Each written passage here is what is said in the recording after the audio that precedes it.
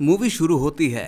हम एक जेक नाम के आदमी को एक खेत के बीच में उड़ते हुए देखते हैं, जिसे अपनी पुरानी जिंदगी के बारे में कुछ भी याद नहीं आता। इसके अलावा उसके कलाई पर एक अजीब सी चीज बंधी हुई है, लेकिन उसे याद नहीं आ रहा कि और वो कहां से आया है और वो यहाँ पर कैसे पहुंचा।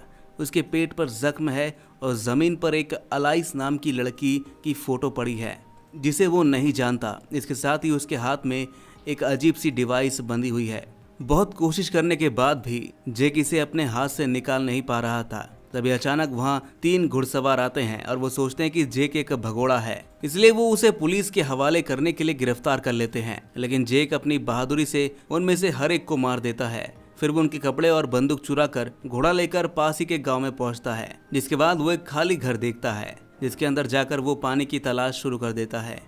तभी वहाँ पर मीशम नाम का एक आदमी आकर उसके सिर पर बंदूक रख देता है, लेकिन जैसे ही वो जेक को छूता है, जेक डर जाता है।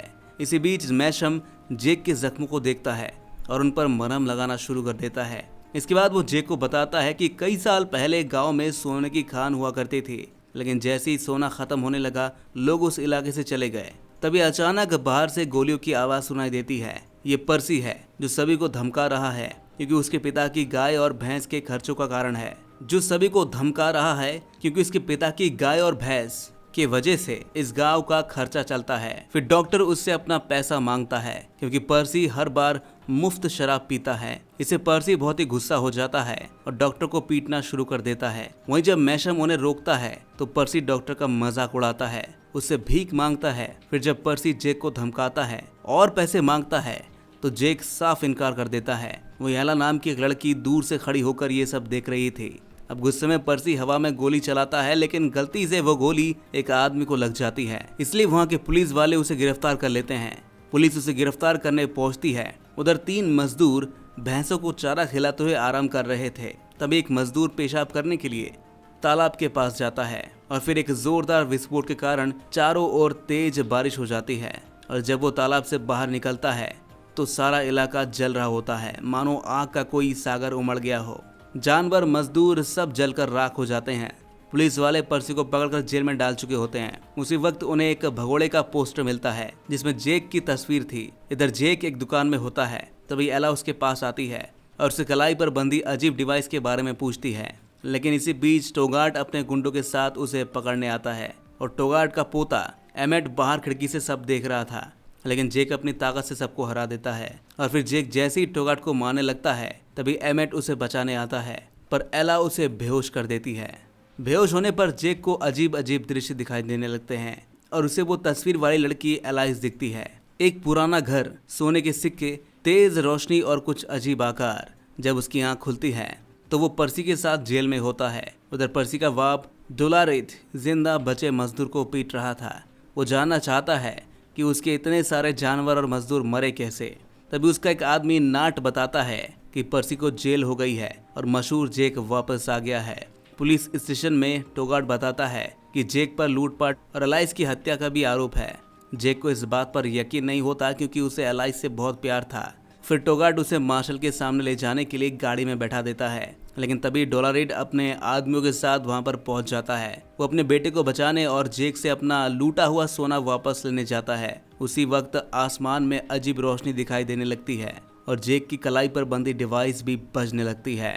ये रोशनी कुछ और नहीं बल्कि एलियंस की स्पेसशिप है और वो गांव पर हमला कर देते हैं। चारों ओर आग लग जाती है और एलियंस लोगों को उठाकर ले जाते हैं। उधर गाड़ी में जेक की डिवाइस अचानक चमकती है और वो गाड़ी का दरवाजा तोड़ देता है और फिर जेक भाग निकलता है, लेकिन एलियंस पर्सी को उठाकर ले जाते हैं। तभी जेक फिर से अपना डिवाइस का इस्तेमाल करके स्पेसशिप को उड़ा देता है। अब कुछ दिन बाद उन्हें एक मकान के पास अजीब जानवरों के निशान मिलते हैं, जिसके अगले ही दिन वो इस निशान का पीछा करने का फैसला करता है। वही रास्ते में जेक को एला मिलती है, जो उसका पीछा कर रही थी। जेक उससे पूछता है कि क्या कर रही है वो, तो एला बताती है कि एलियंस उसके लोगों को भी ले गए हैं और वो उन्हें बचाने के लिए जेक की मदद चाहती है, लेकिन जेक मना कर देता है। अब थोड़ी देर बाद उसे वही घर दिखता है जो जेक के सपनों में आया था। तभी जेक को याद आता है कि वो इस घर में आया था और वहाँ एलियंस भी थी और वो सोने के सिक्के लेकर आया था, लेकिन अचानक एक तेज रोशनी ने सब कुछ पिघला दिया और साथ ही में रोशनी एलाइस को भी अपने साथ ले गई थी। अब जेक को समझ में आ जाता है कि एलाइस के गायब होने के पीछे एलियंस का हाथ है। इसके बाद रात को वो एक लवारिस जहाज में रात गुजारने का फैसला करता है। फिर डोलोरेट सबको अपनी सेना के दिनों की कहानियां सुनाता है। वहीं एमेट को डोलोरेट का चाकू बहुत पसंद आता है तो डोलोरेट उसे चाकू दे देता है।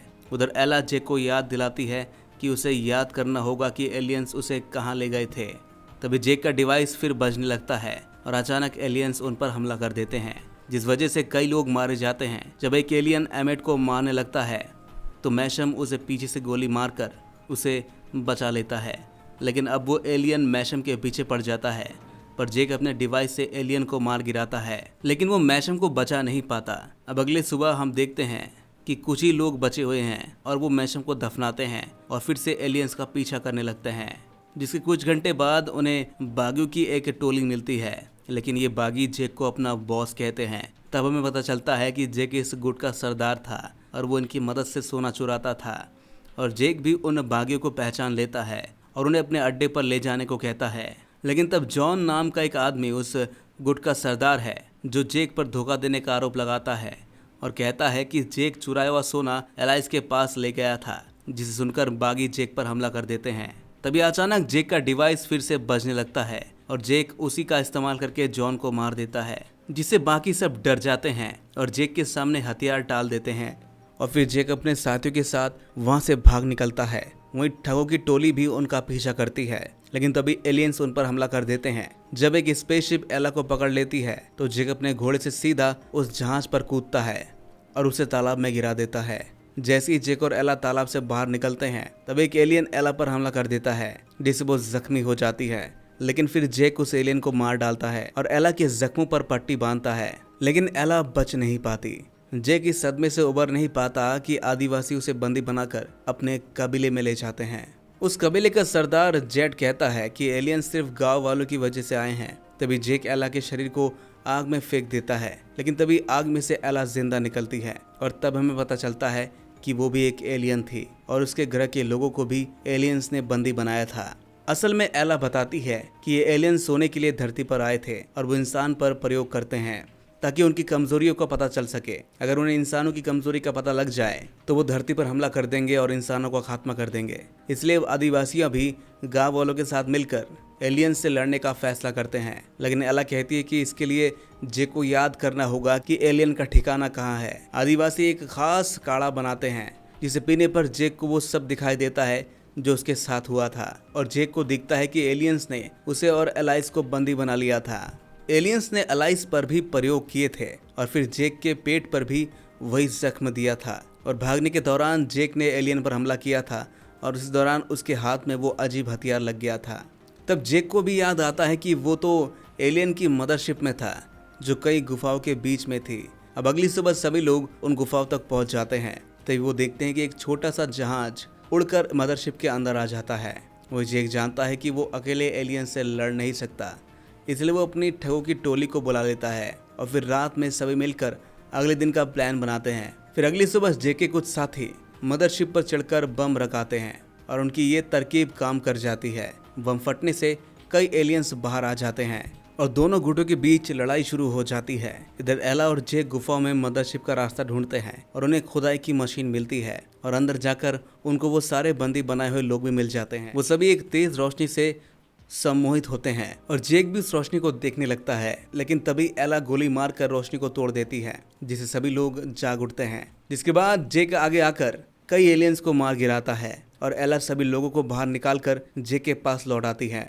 गुफाओं के बाहर भी एलियंस का आतंक जारी रहता है। वहीं एक एलियन एमेट का पीछा करता है, लेकिन एमेट हिम्मत करके डोलोराइट के चाकू से उस पर वार कर देता है। इसके बाद एला जेक से कहती है कि वो उसके कलाई पर लगे हथियार से मदरशिप को उड़ा देना चाहती है, लेकिन जेक हथियार को उतार नहीं पाता। तभी एला उसे किस करती है और उसी पल वो हथियार अलग हो जाता है और फिर एला हथियार लेकर शिप के अंदर चली जाती है। वो सभी इंसानों को बचाने के लिए अपनी जान देने को तैयार है, पर जेक भी उसके साथ जाना चाहता था।